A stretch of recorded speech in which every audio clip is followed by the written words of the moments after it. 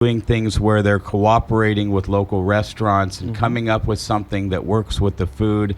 And I was at Civil Life the other night, and I normally drink their brown ale, and they've got one of these cooperations now with the owners of Pirano Pasta, and they had a Pirano American wheat, and I had that, and it was really good. I enjoyed it.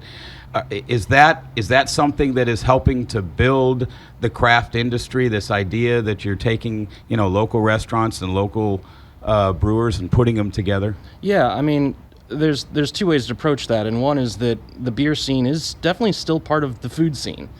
Beer is delicious liquid food. But so much of the success that our local breweries have had is because they're not just selling great beer, they're building community.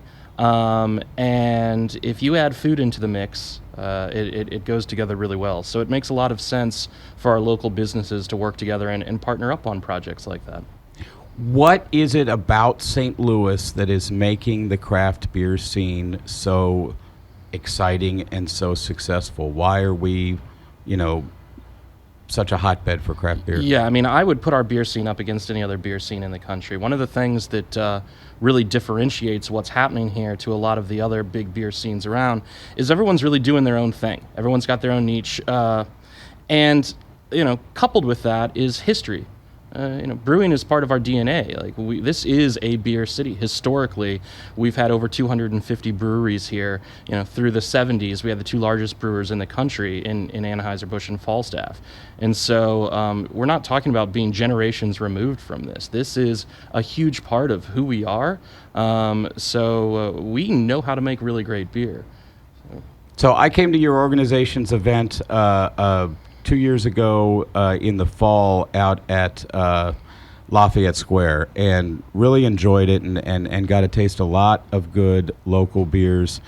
Too much pumpkin beer for me because it was in October. Right. Not my thing. Tell the listeners, what is the experience like at the Heritage Festival? What are they going? You buy a ticket, you come down. What's it like?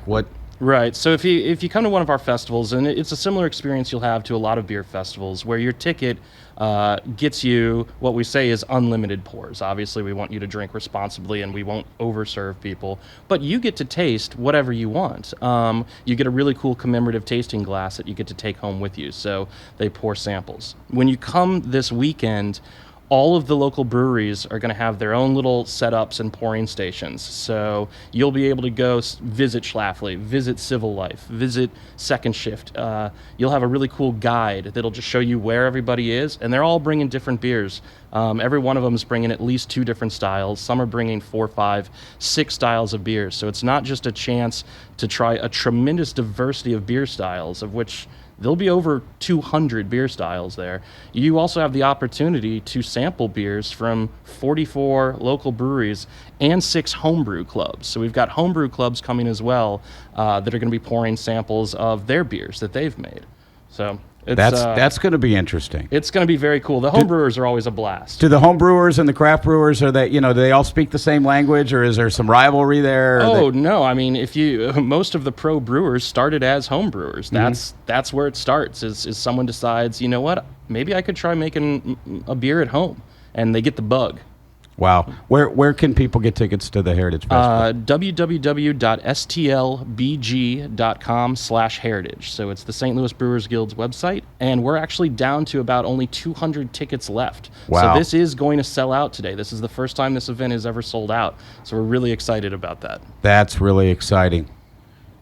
Troika Brodsky, Executive Director of the St. Louis Brewers Guild, the 10th Annual St. Louis Brewers Heritage Festival is this Saturday on Lenore K. Sullivan Boulevard, the redesigned boulevard under the Gateway Arch. First big outside event other than the one that the Arch had the other day, just showing off the new grounds, held at the Arch grounds. Really looking forward to this event. Drink craft beer. If you're in St. Louis, this is the place to go. Find out what's out there. Are some of the brewers, Troika, going to specifically have new beer that they haven't had out there before? Yeah, so some of the brewers, we encourage them to collaborate with each other and make one-off brews. So I know Anheuser-Busch collaborated with Square One Brewery and 4204 Main Street and Greasedick. So actually, a Greasedick AB collab is really cool because those are two really big pre-prohibition brewing names. I also know a number of the newer breweries who all started the same year, about 6 years ago, including Perennial and Urban Chestnut. They all collaborated on a series of beers that they're going to be releasing this year, and the first one is going to be poured at the event. So there's an opportunity to try some stuff you definitely cannot get anywhere else. That's exciting. Great new craft beer. It's very interesting to see Anheuser-Busch cooperating with the craft beers because at various times they've been at odds in terms of legislation and that sort of thing. Well, and the but point of the it's still Brewers beer. Guild is we're celebrating St. Louis beer and we're celebrating our city. So really the beer is sort of a delivery system for telling a really positive story about our city.